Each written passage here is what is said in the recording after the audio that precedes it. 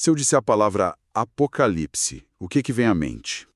Para muita gente, acho que para a maioria, a palavra virou sinônimo de, sei lá, catástrofe.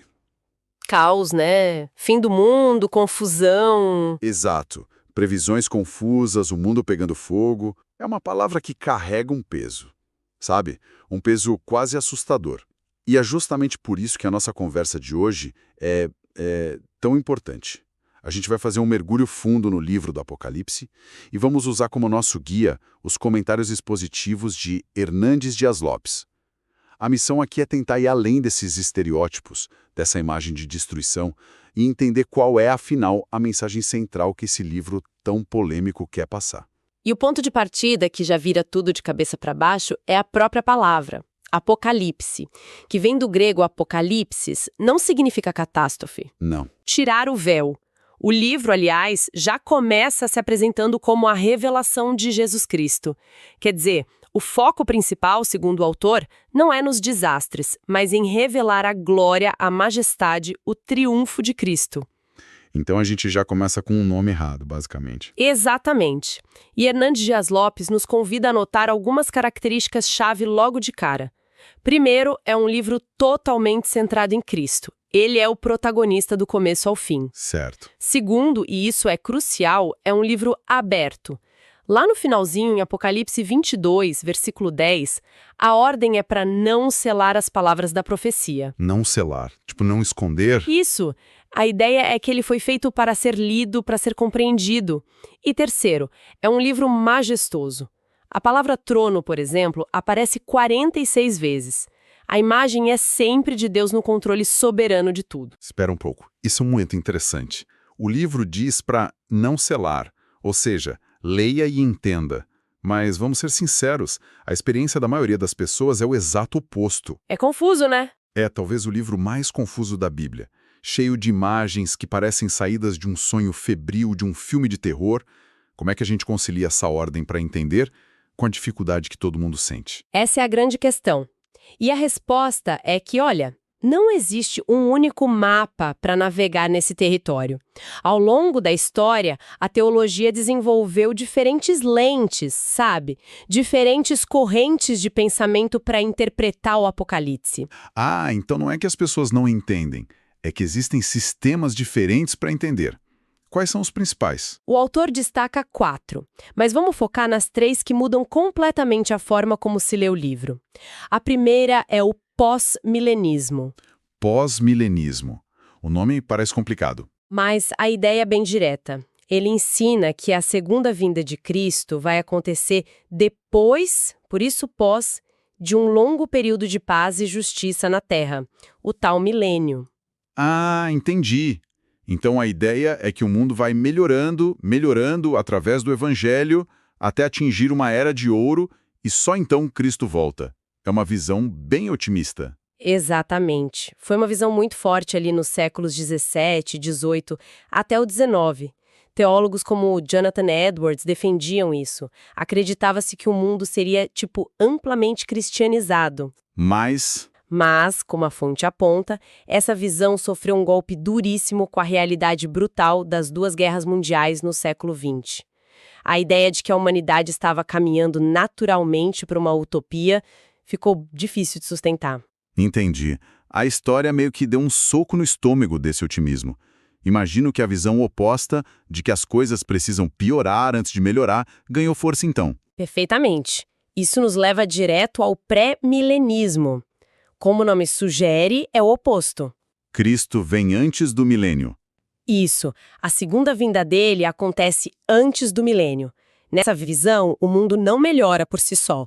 Pelo contrário, a história caminha para um clímax de crise e Cristo retorna para intervir, derrotar o mal e estabelecer pessoalmente o seu reino de 1000 anos na Terra. Essa era a posição dominante na igreja primitiva. Então, em vez de a gente construir a Era de Ouro para ele vem para inaugurar essa era. Exato.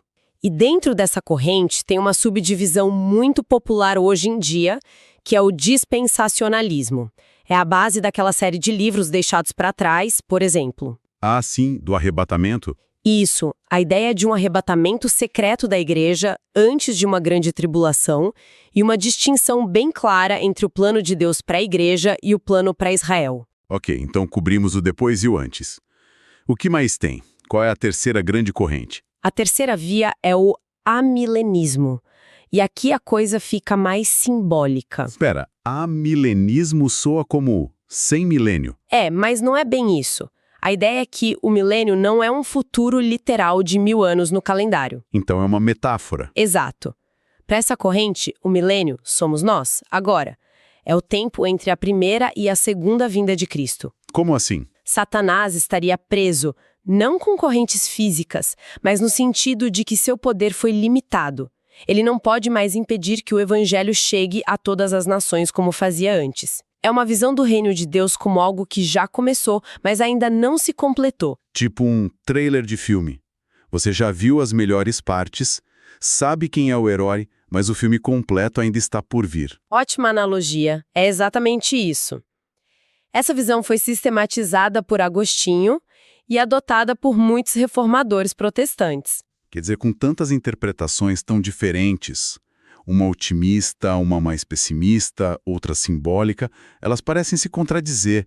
Como o leitor comum pode ter alguma segurança? Não vira só uma questão de escolha sua aventura teológica. É um ponto válido. E é por isso que o autor Hernandes Dias Lopes parece dizer: ok, podemos debater o quando e o como, mas o mais importante, o inegociável, é o quem. O foco na pessoa, não no cronograma. Exatamente. Independentemente da sua escola milenar, a figura central do livro é uma só. E a revelação sobre ele é de tirar o fôlego. E aqui a gente sai do mapa do tempo e entra no retrato do personagem principal. E é um retrato que, nossa, contrasta totalmente com a imagem que a gente costuma ter de Jesus nos evangelhos, né? Completamente. Não é mais o carpinteiro da Galileia ou o servo sofredor a caminho da cruz. A fonte cita diretamente a visão que João teve. Seus cabelos são brancos como a neve, seus olhos são como chama de fogo. Sua voz é como o som de muitas águas. É uma imagem poderosa. É um Cristo glorificado, cósmico, soberano.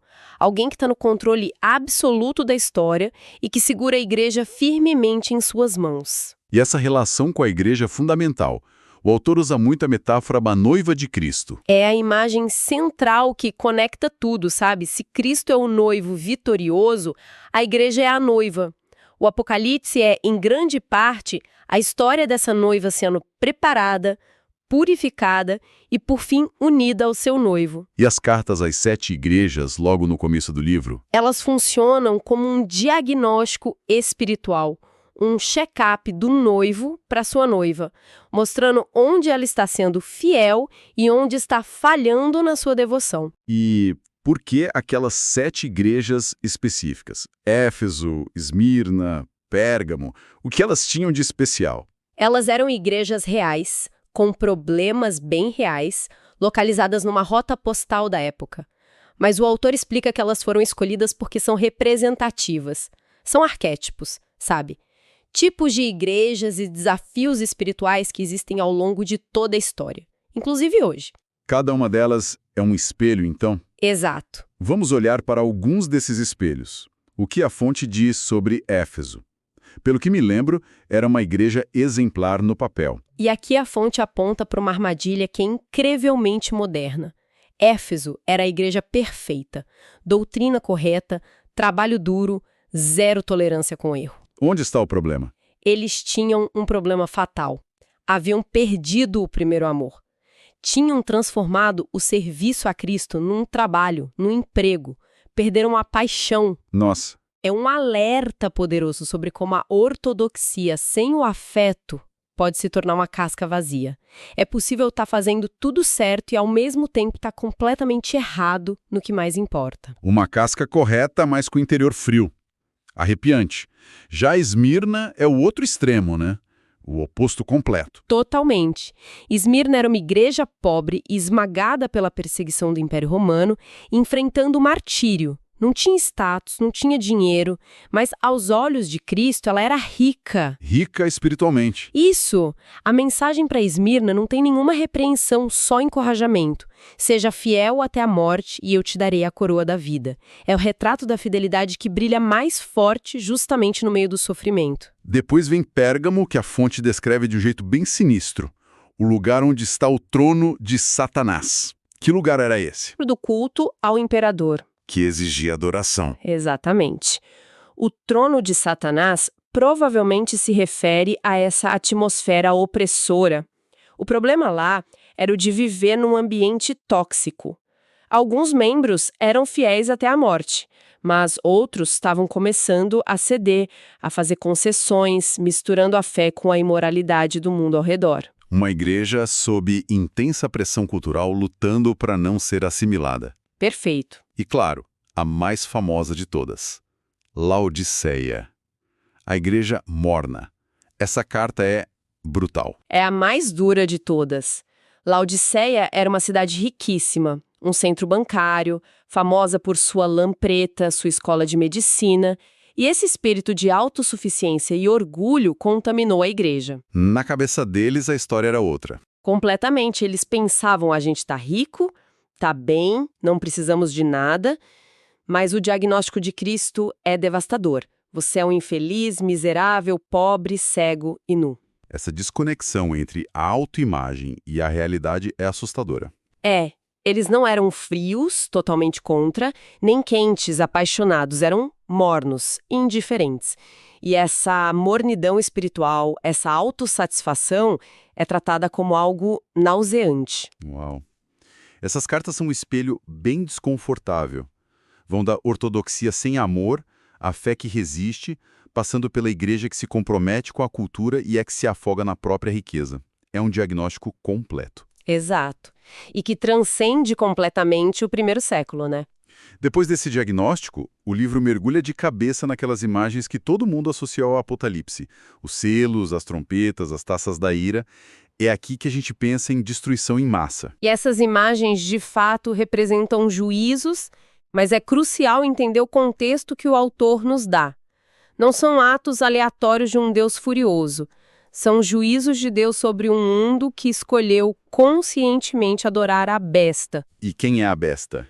E a grande Babilônia, que sempre aparece junto. A besta é o símbolo do sistema anticristão, o poder político, estatal, cultural que se coloca no lugar de Deus e exige adoração. E esse sistema é seduzido pela grande Babilônia. Que não é uma cidade literal. Não. Pense nela como um sistema-mundo. Por um lado, como a fonte descreve, é a religião que usa o nome de Deus para ganhar poder e controle. A religião apóstata. Por outro, é o sistema econômico e cultural que grita: o consumo é a felicidade, o luxo é o objetivo. Então Babilônia é a sedução de um mundo que oferece tudo menos Deus. Precisamente. E o livro mostra que a queda desse sistema é lamentada por quem? Pelos reis e mercadores que lucravam com ele.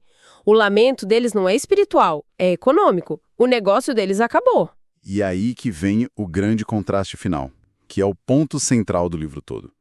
Enquanto na terra há choro pelo fim de Babilônia, no céu houve-se uma explosão de alegria. O clímax do livro é esse confronto. A queda do sistema opressor, Babilônia, dá lugar à celebração das bodas do Cordeiro. a união do noivo e da noiva. Finalmente, a união gloriosa entre Cristo e a Igreja purificada. A destruição do mal não é o fim da história, é o que possibilita o felizes para sempre. Então, o que parecia ser só sobre o fim é, na verdade, sobre um novo começo. Exatamente. A análise toda culmina na visão da Nova Jerusalém, uma cidade santa que desce do céu, preparada como uma noiva adornada para o seu esposo. E aqui vem a promessa que é o coração de toda a esperança do livro, né? Sim, num novo céu e numa nova terra. E nesse lugar, o autor cita o texto: Deus enxugará dos seus olhos toda lágrima.